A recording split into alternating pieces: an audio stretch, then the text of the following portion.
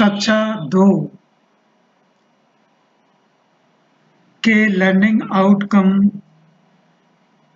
संख्या 2 जो कि गणित में है उसको 8 पार्ट्स में डिवाइड किया गया है। 4 पार्ट में संख्याओं को पढ़ना है 3 अंकों तक की, शेष 4 पार्ट में संख्याओं को लिखना सिखाया गया है।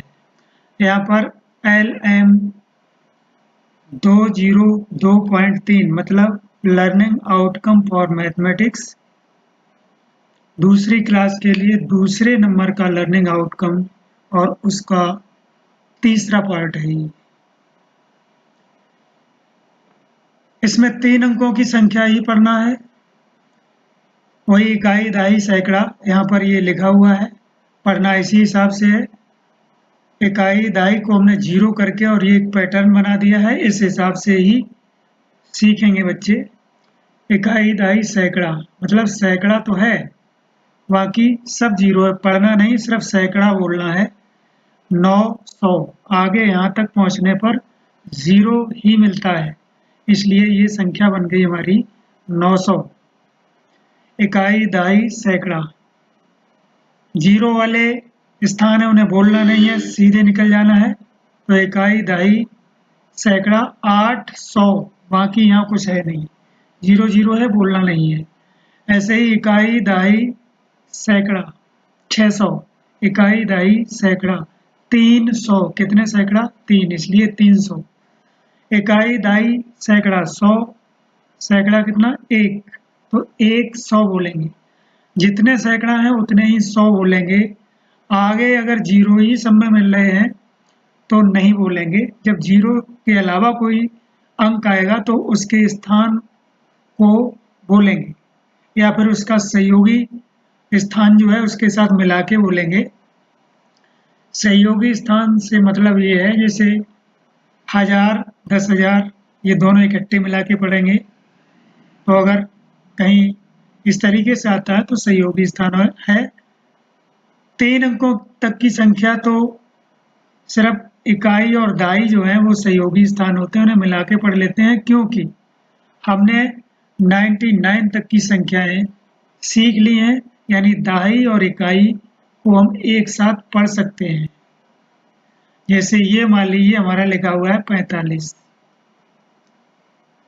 तो 4, दहाई, 5 का ये तो हम इकट्ठी पढ़ना जानते हैं, बाकी सैकड़ा को अकेला ही पढ़ना है, इसका कोई सहयोगी है नहीं, तो इसलिए यहाँ पर मतलब सैकड़ा को 100 बोलना, बाकी दहाई, इकाई को इकट्ठा बोलना है। और चूंकि ये दोनों 0 हैं इसलिए हम सैकड़ा बोल के और यहाँ तक निकलते हुए चले जाएंगे। 900, 800, 600, 300 और 100, 100 या 100 एक ही बात है। हम यहाँ लिख देंगे 900, ये 800 लिखेंगे, 600,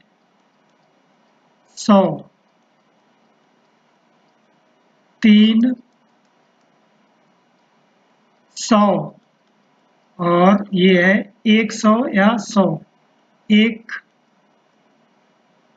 100 या फिर 100, सिर्फ 100। मतलब अगर इस संख्या को बनाना है तो 100 के 9 बंडल रखने हैं, इस तरीके से बांध के। यहाँ पर 100 के 8, 100 के 6, 100 के 3, 100 का एक बंडल, ऐसे संख्या बनाएंगे। तो इस तरीके से 100 इस तरीके से बांध लेंगे, 2, 3, यानी मानते हैं 100 इसमें वस्तुएं हैं, तो ऐसे ही 9 हम इकट्ठा करेंगे तो ये हमारा हो जाएगा। ये मान लेते हैं इसके अंदर 100 है, 1, 2, 3, 4, 5, 6 और 7, 1, 2, 3, 4, 5, 6, 7, 8 और 9। ये 100 का बंडल है, इसमें देखने में कम लग रहे हैं लेकिन ये मान लिया है 100 का बंडल है। 100 का बंडल मतलब सैकड़ा। तो इस तरीके से हम संख्याएं बना सकते हैं। पढ़ सकते हैं और लिख भी सकते हैं।